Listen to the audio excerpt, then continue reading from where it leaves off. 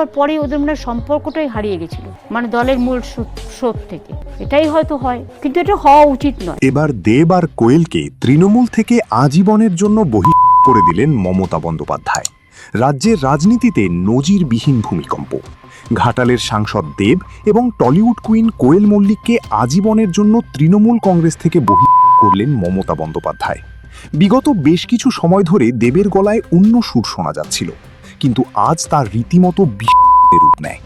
দেব আজ সংবাদ মাধ্যমের সামনে দাবি করেন তাকে দীর্ঘ সময় ভুলিয়ে ভালিয়ে ও আবেগের জালে রাজনীতিতে আটকে রাখা হয়েছে। সবচেয়ে বড় অভিযোগ উঠেছে ঘাটাল মাস্টার প্ল্যান নিয়ে। দেব সরাসরি অভিযোগ তুলেছেন মমতা বন্দ্যোপাধ্যায় কোনোদিনও চাননি ঘাটাল মাস্টার প্ল্যান বাস্তবায়িত হোক। এটি কেবল ভোটের রাজনীতির একটি গুটি হিসেবে ব্যবহার করা হয়েছে।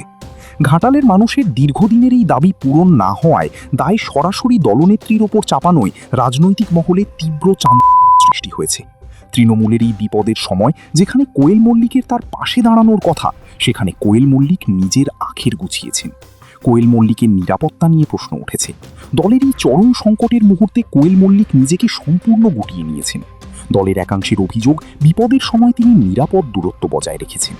মমতা বন্দ্যোপাধ্যায় একে সুবিধাবাদী অবস্থান হিসেবে রেখেছেন এবং কোয়েলের এই নিষ্ক্রিয়তাকে দলবিরোধী কাজের সমান বলে তিনি গণ্য করেছেন।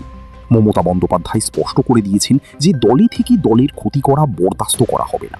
আজ দলীয় কার্যালয়ে সিদ্ধান্ত নেওয়া হয়েছে দেব কোয়েলকে লাল কার্ড দেখানো হয়েছে এবং তাদের প্রাথমিক সদস্যপদ আজীবনের জন্য বাতিল করা হবে। যে কোনো সময় এমন সিদ্ধান্ত দিবেন মমতা বন্দ্যোপাধ্যায়। ভিউয়ার্স, এ বিষয়ে আপনাদের মতামত অবশ্যই কমেন্টস করে জানান। ভিডিওটি দেখার জন্য ধন্যবাদ। Icon focus 24 TV, powered by 4D Fourth Dimension।